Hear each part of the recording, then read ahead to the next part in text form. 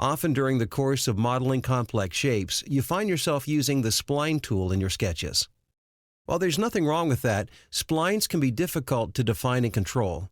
If you can use other more easily controlled tools such as ellipses and parabolas, the results of features like sweeps and lofts can be much more predictable. Let's take a look at some of these tools, starting with the ellipse. Sketching an ellipse is a two-step process. You click and drag one axis of the ellipse, then click and drag the second axis. Once again, you click and drag once, then a second time to complete the ellipse.